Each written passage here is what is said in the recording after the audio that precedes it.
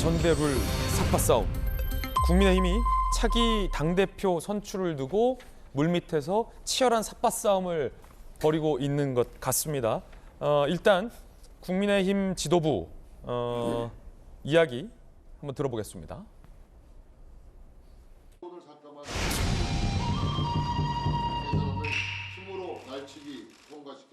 당의 진로는 당원들이 결정해야 합니다. 전당대회 의사결정을 위해 여론조사를 채택한 나라는 세계 어디에도 없습니다. 이번 전당대회를 당원에 의한 당원을 위한 단결과 전진의 축제로 준비하겠습니다. 당대표 선거는 당원들의 뜻이 철저히 반영되는 것이 좋겠다, 저는 그렇게 생각을 하고 있습니다. 100% 당원 투표로 당대표를 결정해도 무방하다, 이렇게 생각을 하고 있습니다.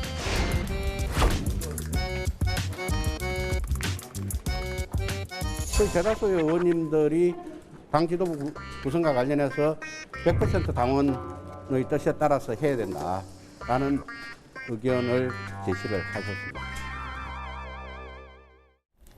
원래는 이제 당대표 뽑을 때 룰이 7대 3입니다. 그래서 당원이 70%, 일반 여론조사가 30%가 반영이 돼서 도합 100%로 산출이 되는데 이 룰을 바꾸려는 움직임이 국민의힘 지도부를 중심으로 초재선 의원들을 중심으로 힘을 받고 있는 겁니다. 개정 방향은 여론조사를 배제하고 당원 투표 100%만 다 반영하겠다라는 거죠. 당신만 반영하겠다. 그러자 유승민 전 의원이 반발했습니다. 뭐라고 반발했는지 한번 직접 들어보시죠. 9대1 이야기도 나오고요. 10대 빵 이야기도 나오고. 뭐 9대1은 조금 뭐랄까요? 좀 쪼잔하고 구질구질하지 않아요? 그 뭐 화끈하게 10대 빵으로 뭐 하든지 엿장수 마음대로인데 대통령 말 잘 들을 사람 윤핵관 대표를 뽑으려고 지금 전환리를 치는구나. 이렇게 비치지 않겠습니까? 자, 그러자 비윤계라고 표현할 수 있을까요? 반발을 했습니다. 이준석 1등 자르고 5등 대학 보내려고 하는 순간 자기 모순, 기뭉, 룰 변경에 어떤 장식해도 유승민 공폭진이라는 거 알고 있다. 이른바 이제 유승민계 선수들은 룰 변경에 반발을 하고 있습니다.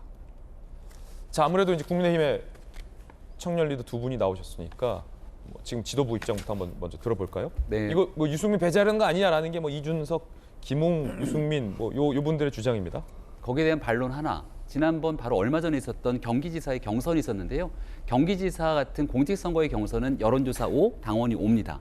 그러니까 유승민 대표가 얘기하고 있는 여론조사에 훨씬 더 많은 비중들이 돌아갔고 또 경기지사에 대한 수도권 선거이기 때문에 유승민 전 대표가 주장하는 수도권의 강점이 있다면 훨씬 더 큰 경쟁력이 있을 텐데 결과는 그때도 떨어지지 않았냐? 유승민 대표가 떨어졌습니다. 그때도 떨어지지 않았냐? 그러니까 5였는데도, 5대 5였는데도. 의원을 중점적으로 떨어뜨리기 위해서 이 룰 변경이 있는 거냐라고 하는 내용들을 주장한다면 오해다라는 얘기를 좀 드리고 싶고요.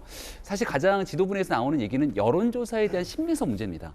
그러니까 이게 당대표라고 하는 국민의힘의 전당대회가 규정되고 있는데 이 내용들을 중심으로 여론조사를 진행하게 되면 민주당의 지지자들도 함께 들어와서 여론조사에 선택을 할 수밖에 없는데 역선택 반지 조항을 집어넣는다 하더라도 얼마든지 의도적으로 그 내용을 누르려고 한다면 거기에 영향을 미칠 수밖에 없는 구조거든요.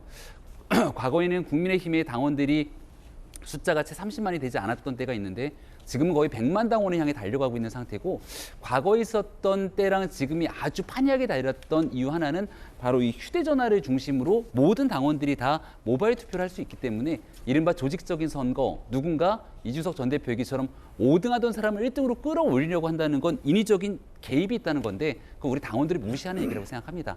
전체적인 당원들, 저희 광진갑 당원분들도 제가 이번 전당대회는 천하람을 찍어야 돼라고 얘기를 한다고 절대로 들으시는 분들이 아니거든요. 그래요? 본인들의 의사결정, 선택에 따라 아마 천하람 위원장이 있는 순천의 당원분들도 마찬가지일 거라고 생각합니다. 그 전체적인 직접 투표에 대한 권한들을 많이 드리고 당원들을 더 많이 모집하려고 하는 모습들이 있는 건데 여기에 이제 민심에 관한 부분들을 어떻게 더 많이 또 수렴할 수 있는지에 대한 고민들도 함께 순차적으로 진행하려고 하고 있습니다. 혹시 지금 이 룰 변경이 그 국민의힘 입장에서는 지난번에 이준석 대표에게 크게 대였잖아요. 쉽게 말하면 지금 지도부 입장에서는. 네. 그리고 이준석 대표가 사실 여론조사에서 굉장히 많은 뭐 당원 투표에서 많이 나왔습니다만 당원과 여론을 봤었다면 여론조사에서 굉장히 많은 지지를 받았잖아요. 혹시 그런 미연의 사태를 방지하기 위해서 뭐 그런 것도 영향이 있습니까? 그러니까 여러 가지 고민들이 있겠는데 그게 이제 일반적인 민심이 모여서 새로운 변화의 가능성을 만약에 얘기한다면 의미가 있는 일이라고 봅니다. 근데 이제 역선택이라고 하는 건 국민의힘의 이 같은 인물들이 됐을 때 오히려 민주당이나 혹은 민주당을 지지하는 분들 입장에서는 더 나은 선택이라고 생각하는 경우도 있을 것 아닙니까? 최종적으로 선거에 들어갔을 때는 이 사람을 선택하지 않음에도 불구하고 그런 측면에서 여론조사가 갖고 있는 적어도 국민의힘 전당대회만에서 나올 수 있는 내용의 왜곡된 현상들에 대해서 아직은 뾰족하게 수법들이 나오지 않다 보니까 전체적으로 차라리 직접적인 선거로 모두에게 물을 수 있는 방식으로 하는 게 조금 더 민주적인 선택이 아니냐는 의견들에 당원들이 힘이 좀 쏠리고 있는 상태고요. 아직 최종적인 결정은 난 바가 없습니다. 이제 오늘 그리고 다음 주 정도까지 본격적으로 논의를 진행하게 될 텐데 당원들 그리고 핵심적으로 전당대회를 어떻게 치렀으면 좋겠는지에 대한 여러 의견들을 모으고 있는 중이라 지금 그 결론을 향해서 한 걸음씩 내딛고 있다 이렇게 말씀을 드립니다. 그렇군요. 천할 변호사님, 그런가 하면 또 일각에서는 네.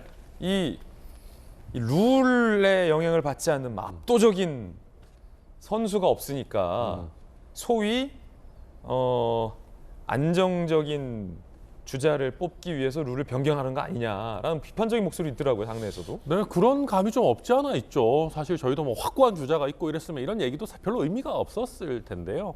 그러니까 물론 뭐 김병민 위원장 얘기가 맞는 부분들도 있습니다. 사실 이제는 당원들도 정말 많아졌고 당협위원장이 누구 찍어라 한다고 찍는 그런 구조는 아니에요. 그럼에도 불구하고 뭐 그래도 영향이 없지는 않거든요. 그러다 보니까 당원 100%로 한다고 했을 때 이게 진짜 민심이랑 맞나? 이런 생각이 드는 거고요. 그러니까 저는 약간 트라우마 같은 것들이 좀 있어요. 그러니까 황교안 시즌2가 되지 않을까? 사실은 저희가 지난 총선 이전에 그때 전당대회에서 붙었던 게 황교안 대 오세훈이었거든요. 오세훈이 민심에서는 압도적으로 이겼는데 당심에서 압도적으로 이긴 황교안 대표가 그때 대표 자리 가져갔습니다. 근데 그러면 그렇게 해서 치러진 선거는 어땠는가? 방금 유승민, 김은혜도 얘기했습니다마는 사실 그때도 민심에서는 유승민이 이기고 당심에서는 김은혜가 이겼는데 물론 아슬아슬한 차이였습니다만 본선에 가서 그럼 김은혜가 당선이 됐냐. 이런 사례들 많거든요. 그리고 이준석이 굉장히 마음에 안 드는 부분도 많이 있었겠지만 어찌됐든 민심 확장력이 있던 이준석 체제로 치러진 선거 저희가 다 이겼어요. 그러니까 이런 것들을 보면 다음 총선을 앞두고 민심 반영 비율을 과연 줄일 땐가. 당신 민심의 괴리 현상? 그렇죠. 그러니까 민심을 저희가 더 늘리지는 않더라도 그냥 있는 룰 가지고 하는 정도로 가야 될 건데 너무 당심 위주로 가다가 또 선거 직전에 돼가지고 저희가 그때 룰 바꾼 게 실수였던 것 같습니다. 이런 소리 하지 않을까. 저는 솔직히 좀 걱정이 됩니다. 그렇군요. 김영주 의원님 어떠십니까? 글쎄 어쨌든 우리나라의 정당의 전통과 역사가 자꾸 없어진다. 이렇게 땜질식 처방, 그러니까 전대회 앞두고 룰 계속 바꾸는 여야 할 것 없이 그렇게 되는 것이 과연 민주주의 발전에 옳은 것인가. 두 번째, 지금 유승민 대표, 전 대표 유승민 의원의 지지율이 높은 것처럼 보이지만 사실은 그거는 그 윤 대통령과의 어떤 TK 쪽 지지자들과의 말하자면 평가에 따라서 달라지거든요. 저는 이 현재 룰로도 유승민 전 대표 절대 대표 못 됩니다. 근데 지나치게 겁을 먹고 있다는 거죠. 제가 봤을 때 결론은 똑같습니다. 근데 그런 부분에 대해서 과연 방금 천하람 변호사 얘기한 것처럼 지금 이렇게 7대3으로 가도 충분히 소위 윤핵관이 지정한 후보가 대표가 돼요. 그런데 지나치게 전전긍긍하고 있는 거 아닌가. 이제 그런 것들이 좀 그렇군요. 부분이고요. 결과적으로는 뭐 다른 사람 할 때는 본 전대 앞두고 룰 고치면 되느냐 그렇게 얘기하지만 또 자기네들도 고치고 이런 식으로 하는 것이 과연 정치 발전에 도움이 될 것인가.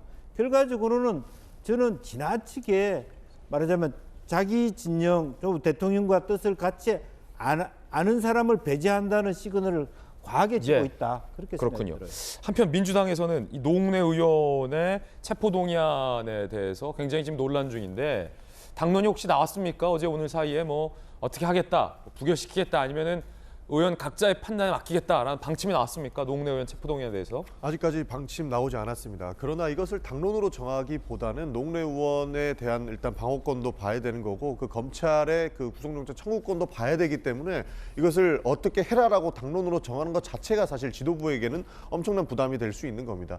사실 그냥 전체적인 맥락만 봤을 때는 노웅래 의원이 갑자기 이렇게 수사를 받고 하는 부분들은 결국에는 정치적 탄압에서 시작을 했기 때문에 이 부분들을 고려하지 않을 수 없다. 라는 입장도 많은 걸로 알고 있습니다. 그렇군요. 현재 기류가 그렇다. 민주당 기류까지 살펴봤습니다. 저희들은 6주 광고 보고 돌아오겠습니다. 잠시 후에 뵙죠.